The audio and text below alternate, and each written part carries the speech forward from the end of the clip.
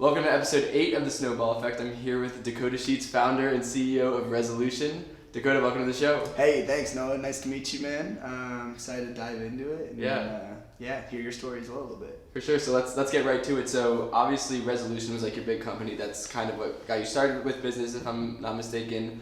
So why don't you talk a little bit about what Resolution is, how you got started with it, and then what the ultimate exit was for it? Yeah, Resolution Colorado is a company I started my junior year of college, and just wanted to figure out a way to start something kind of that I was able to with no money, because I didn't have any money. You know how it goes. So it all kind of started because I figured out I could make what's called a foil mold, like a cheap mold with plastics on Alibaba, that if you go to, you can give them, $300 and they'll be able to make a couple hundred units before it breaks. Mold of what?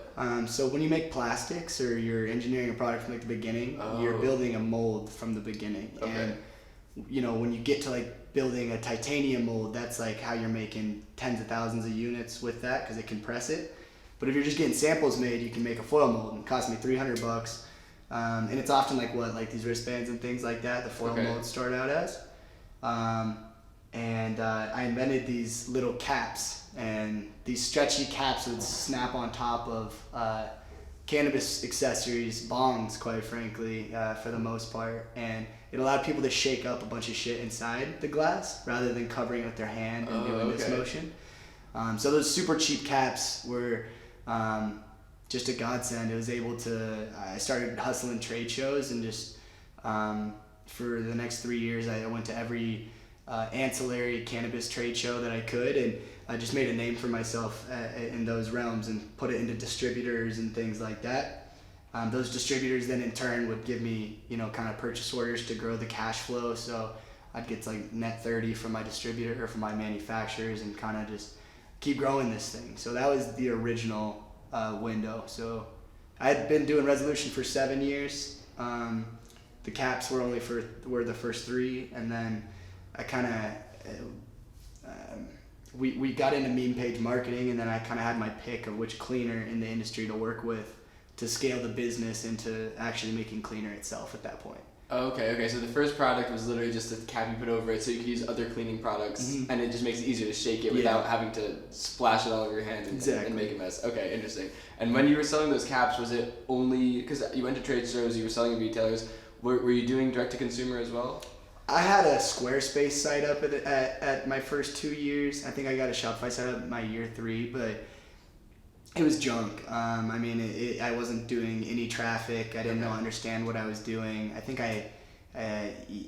just square one, really didn't understand the eCommerce until about year 4, when I started doing pay-to-play ads on focused meme pages. So I would go to a page and say, hey, I want to be buying 10 swipe up stories and 2 posts, and then I would schedule those out with 4 or 5 different pages, and make sure that we were running remarketing ads from Facebook and Google, which is another crazy story, because I couldn't run Facebook ads, but they would let me retarget people. They would let me retarget people, but they wouldn't let me run cold anything. And really? And that was 2017, and they would let me retarget all sorts of traffic. We built pixels up to have cost per acquisition below like $2.50, and it was scaling super clean. And then they turned off my pixel and took all the data back. So it did eventually get shut down, the retargeting. But at that point, the main system was meme page, and funnel that traffic, collect data, emails, and go from there. That makes sense. So I'm assuming, like, with the way Facebook's rules are now, you can't do any sort of advertising for any cannabis product at all? None. No ancillary cannabis accessories on there. So then after that day when Facebook shut you down and said no more cannabis products, did you do any paid traffic, or was it strictly, besides like influencers and meme pages, or was it just that? It was just that. We were able to run a lot of Google keywords at the time, so I got I'd call myself like a C- Google guy, but being able to get low hanging fruit, make sure you're getting your brand's traffic, and just things that should be low hanging fruit. Right. Super helpful. But as far as exposure goes, it was focusing on meme pages across the board, usually just like funny ones that like my friends followed, and reaching out and trying to do that post package deal, and The cool thing was we weren't competing with anybody, right? I wasn't selling sneakers or anything. It was like those meme pages they were down to post it because it wasn't in direct competitor to anybody necessarily. Yeah, and a really unique product too. Yeah, get good attention regardless too for being like, what is this? Yeah. So then after you like partnered with a company that was actually helping you make the cleaner, right? You found a company, partnered with them. How did it get to the explosive level that it did after that? I would say price point helped. We got price down from theirs, and the way I did that is I put it into spout pouches. So I ended up buying a machine that would make. Do you know what spout pouches are? I'm picturing almost like a apple, like one of those applesauce goat, like that you stick a straw into. Very similar, yeah. Like what baby food comes in, applesauce comes in. That's that plastic fitment on it. Yeah. So ours were bigger bags, like 3 times the size of the ones you're thinking of, with a corner spout on it. Okay. And you'd just be able to pour it in. And I also a unique differentiator that we did is we made it so you could cut the top off of our bag, so you could also drop the things right in. So had the same formula and stuff, but we made it innovative for people to be able to, just utilize the bag itself to drop the pipe in or whatever it may be. So people were putting the smoking tool in the bag itself. Yeah. I was picturing them opening the bag and pouring it in and then putting the cap on top and shaking it. You do both. So that's what the spout is for. But our invented bag, it had a zipper underneath the top of it. So the spout sat on the side, and then the zipper was on the top. So you could tear that off, drop it in. Usually like a bowl. I hate smaller stuff. Smaller stuff. Okay, that makes a lot of sense. Okay. And then after that, you guys obviously did some great numbers. Can you talk about numbers at all? Yeah, it's not. It was exciting. Going from no investment ever or anything like that. I should tell you the way that I ended up getting to my titanium mold from that foil mold. I met a guy skiing on a chairlift one day, middle of a college day. We should have been in class, and this guy gave me $4,000 after I told him what I was working on to get the titanium mold. Kind of craziness, but wow. Okay. And that was the only investment we ever had. So. Moving forward into how did we grow those numbers, it was mostly going to distributors and asking for those purchase orders. That's where the significant cash flow increase came from. In 2018, I would say that we were doing about $700,000 in revenue, and then going into 2020, just before we sold, we were doing 1.1. So it was, a very small team, and we have 89% margins on our products. Wow. So it was really set up to sell to one of my big distributors or something of that course. I think it was about to be a rocket ship, but for me, going from nothing to something, I wanted to be able to take all those skills and start with some money in the bank and a bit of a safety net for a little while. Makes a lot of sense. So then, as far as that actual acquisition, your exit, how did it come about, and how life-changing was that? It was super life-changing. I feel like I'm the kind of guy that kind of leads through vulnerability and wants to give a lot of information. That's how I would say I got my distribution and things like that. So I knew that when selling, I was going to be able to have those same resources there, because it's kind of always done right by them. And, it is incredible, because now I feel like I have this super team behind me that I know I'm going to be able to go back and launch, future exciting things with. But also be able to know that got a little crib, got some things in line, paid off, some student debt, and helped my family with something, some things like that. And now it's time to build again. But I'm patient, so resolution took 7 years, just so we're on the same page. Yeah, that's no joke. That's a serious time commitment. Yeah, it was not a quick 2-year race, but that's a real grind. Cool. So you exited acquisition. Did you take any break? Because you said now it's time to build again. Did you take because for me, I think if I were to exit Social Snowball, I'd probably want to take at least 2 months to just relax a little bit, because it's just such a nonstop grind of building. Yeah. Did you do that, or did you just get right into the next project? I love what I'm doing. I don't even consider it work. I wake up on my own pretty early by just understanding that life's going by so fast, man. Like I love the things that I'm going with, the actionable items I'm going after. So I hated school more than anything in my life. I hated working the jobs that I had in the past, not necessarily salesy ones, but I just feel that like it brings me life when I start crossing boxes off. So it doesn't mean it's the most pain in the ass work. That's the best part of what I'm getting at there. It's just like, how do we move forward one thing every single day? Every day I write down 3 goals that are work focused, and those 3 goals get done every day no matter what. They're usually pretty small, but when you look back on a month of 3 small things, they compound exponentially. So. Yeah, no, that makes a lot of sense. So I'm guessing that means you did not take a break before moving to the next thing. It feels like I'm living, like I'm so happy, it doesn't feel like that. Yeah, it's not like you're working, it's like you're doing what you love. Right, exactly. Got it. So what is this next project? It's a couple of things. We've taken on some marketing clients in Denver, which has been cool. I don't plan on being an agency or anything, but I wanted to make sure I kept certain people happy, you know what I mean, and show that if some bigger opportunities were available, that we could help scale. And in the meantime, I'm also starting a company right now called Dog Sauce. So we're making meal toppers for dog food. So like a lot of times people put anything on top of hard kibble, water, sauces, broths, and things like that. So I want to utilize what I learned from my last business, which is the spout pouches. There's a lot of incentives of using spout pouches. A huge one that everybody should think about when they're starting e-commerce business is being able to ship in flat rate envelopes underneath a pound, underneath an inch. Because if you can do that, it can help change entirely scaling. Yep. And so that's one of the reasons I want to go into it. I can see the advertisement in my head.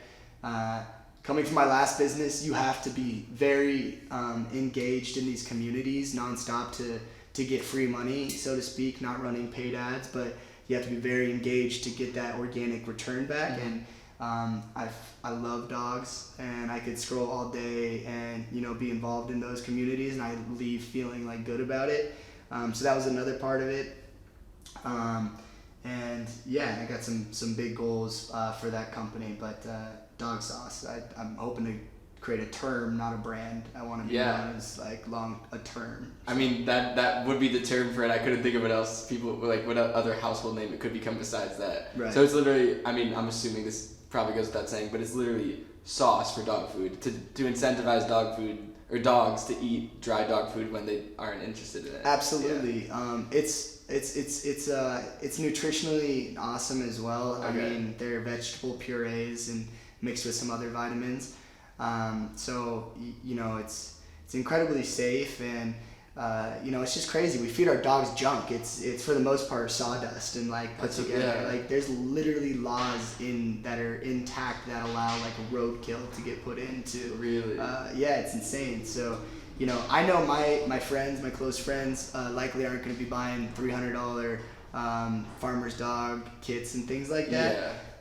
So I want to kind of bridge that like gap between you feeding your dog dry food and kind of the really high-end farmer's dog. And what I tell people is like, imagine eating cereal your whole life and then somebody giving you milk after 8 years. You'd be like, wow. You'd be like, are you kidding me? Like, this is ridiculous. Yeah. So that's a great analogy. So are you planning on bootstrapping again? Yeah, I've saved some money from the exit, right. And that's going to be awesome. And the good news is I've had a lot of people reach out that want to be a part. So if we end up doing that, then we'll go for it. But right now, I own my machinery, so it's time to scale it and hopefully run some big campaigns in the first quarter of 2022. So yeah. So my next question was going to be, did you launch yet? No, I have not launched. No, we got a good community forming on the Instagram and TikTok and the OG pages like that, but it's in shelf stability testing right now. Okay. So anything that you do in food space, but even dog space, it's got to go through for pet space called AFCO, and they have to make sure that the pH balance in whatever food that you're selling isn't going rotten and things like that. Makes sense. Okay, cool. So that's I guess your next big or that's what all your attention is focused on right now. I'm sure that's a huge project. Yeah, it's Yeah, it is, but everything's set up. I'm really just geared to go. I need to get that in, and because I can't even necessarily speed that up right now, I think that I'm probably focusing more on these marketing brands they're coming to me. But that's exciting. I love just having my finger on the pulse of what is happening in our D2C world now, because it affects everything. And the reason why I got into DTC year 3, because at one point I had already put those caps in 2,500 stores across the country. Wow. And I had been telling this story to all the store owners at trade shows when they walk by. I had this little display, and I'd be like, 30 caps in 30 days, man. You'll sell 30 caps in 30 days. Like every college kid, I would tell these people who were in college towns. They started calling me and they were like, bullshit, like this has been sitting here 90 days. Oh. I got a full set of caps. Yeah. So I started obsessing about how to get people to see just my brand one way or another. And I would say that, that was just such a breakthrough thing for me, because that got people to go into the stores and buy them. And that's why now I'm focused on DTCC overall, because even if it's not your main focus of where you're selling, you're still marketing enough to go in and sell through your wholesalers. It'll just increase brand awareness altogether. Regardless of the sales channels that the orders are actually coming through, people will just be seeing your brand more if you have that DTC channel available. Exactly. I just really think that everybody should be an omni-channel brand in 2021, and that they fuel each other. And I've had that argument with a lot of distributors, and the argument has completely changed in the last 5 years of doing business. They used to freak out and say, you're selling e-commerce, you're going to hurt our business, and this, that, and another. And now it is, how much money are you spending online? And they like that now? Yeah. It's That's interesting. That makes a lot of sense. Wow, cool. Okay, cool. So then my last question for you, I ask everyone that comes on the show, what is one big trend that you're noticing in the e-commerce DTC world right now that people should know about that they might not know about? Man, there's so many things shaking up right now with the new iOS update. Yep. And people are scammering, not being able to, a lot of people have a lot of clients and things like that, and it's really affecting ROAS. And, I think there's a lot of alpha here, but whitelisting, I think, is going to be, the trend of whitelisting is going to double in 2021, which is running ads on an influencer's account or running ads on a meme page account. So not like I go to the meme page and I give them money, but me going and actually setting up an ads manager on the meme page account. So when I go to run that account, you're now automatically able to target a massive following. Wait, so I'm not sure I'm fully understanding. What do you mean by setting up an ads manager on their account? Yeah. So you mean like using their page to run traffic to your website? Mm-hmm. Like having their page linked to your ad account? Mm-hmm. Okay. Oh, no, not my ad account. They're literally building an ads account in an ads manager, and you are paying them. You're giving them the credit card. Hopefully they let you set it up. But there's communities forming of pages that are already accepted that they're going to be whitelisted. Okay. So you could run traffic. So you give them your credit card, you set up the campaigns in their ads manager, and they run the traffic to your store from their page. And the reason why it's important that it's their ads manager is because that's the only way that right now you're going to be able to get direct access data points to their followers. Right. Okay. So, but I could see there being even more value in just targeting the page's existing audience. I think for cold traffic too, there's a sense of like credibility when they see an ad coming from that, already established brand of that page. Mm-hmm. So I would say that's going to be a trend that continues. That's very interesting. I think that there's communities on TikTok that are really early to it right now, and I think that TikTok, the quickest app to reach 1 billion monthly active users last week. YouTube's only got 2 billion monthly active users. People think that like it's just a lot of really young people dancing, but like in the last year, the average TikTok user, 18% are above 40 years old. So things are changing there, and I think that that's got to be a place a lot of people put time and energy is in actual ads managers, the TikTok ads manager, I forget what it's called. So you're not only talking about Facebook. Mm-hmm. This exact type of like deal is going down in TikTok ad managers too. So big TikTok pages are creating their own ad managers and then selling the mm-hmm. ad or running the ads for other brands. And there's actually entire European agencies right now that are partnered with TikTok Creator Fund that are merging those whitelisting people. So it's being done like through like TikTok itself, essentially. Wow. Okay. So if someone has a brand and they're interested in having one of these pages ad accounts run ads for them. Oh, actually, I have one more question before I even get to that. Do these do they sell the ads at like, do they upcharge on the ads? Like, do they make a profit on the ads if they're spending like $10 on ads from their ad account? Are they charging you $11 or? It depends. Okay. Depends on what kind of deal you have structured with them. Okay. But I've heard a lot of people say 20%. Really? Yeah. That's a lot. Mm-hmm. And that makes sense still. Mm-hmm. Really? Yeah.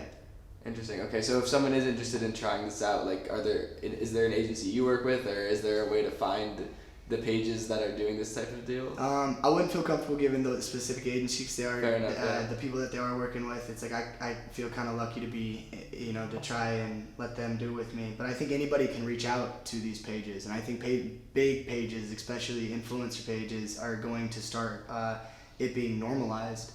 I think that them being asked this question is going to become something that is understood a whole lot more. I'd say that I'll give you this: the TikTok on TikTok specific for whitelisting. I would tell anybody watching this to look up a company called Incense and just do some research into Incense. And if you're not finding stuff, type in Incense Russia. Okay, alright, well there's a golden nugget. And so like my only thought off the top of my head, and I obviously haven't really put much thought into this because you're just introducing this topic to me right now, but is there a risk of diluting the brand's page by just destroying just absolutely like attacking their audience with all these ads, not only their audience, but then cold traffic they're spending, probably millions a month between all these brands, like just showing ads for every product, and then people are gonna be like, oh, I keep seeing this page everywhere, just like showing me ads for a bunch of random products, like I don't know what's going on. But if they're making 20% and they have, 1 million followers, it can turn into being really it could turn into really being a good formula, especially if the product is fitting their demographic really well, and it's not just a t-shirt or a hat or something like that. It's something that, that specific person or page isn't able to just manufacture turnkey. Yeah, I was gonna say, like, my next question was gonna be, is it mostly people's pages, or is it mostly like theme pages, or is it a combo of both? Again, I haven't gotten to do a ton of it, but I'm speaking on behalf of what I've seen successful people do, and I've seen people do it with, I would say mostly the influencer themselves pages, but I've also seen people do it from like health and wellness blogs, and it's seen massive success. Interesting. I'll also say another nugget is that I found out recently is that Facebook only charges you 1/10 the amount per traffic if you're sending traffic to a article. So like if you had Wall Street Journal write something about you and you ran ads to that article, it only costs you 1/10 what they charge you if you were just sending it to your website. And could you even do that to like your own blog article and then have like a call to action on the bottom? That's a good question. Like the one that exists on your site itself. Right. I wish I would have clarified that with some of the people that told me that recently, but I do know that if you do have pre-existing, articles, maybe it has to be like a reputable publisher. I'm pretty sure it does, and I don't know what that limit is, but I do know that the reputable publisher ones get that, which much cheaper. It's 1/10 the cost. So that's significant. Yeah, it's amazing. So if you're trying to create brand awareness, that's how you go about doing it. Build like reputation. You might not get a bunch of sales because now you're forcing people to click through twice. Right. But if you can get a bunch of people to listen to read a really cool story about your brand through an important source, that's powerful. Obviously. Makes a lot of sense. Dakota, thank you so much for coming on. This was an unreal conversation. You dropped some incredible nuggets, so I hope people at home enjoyed, and we'll see you back here for the next episode.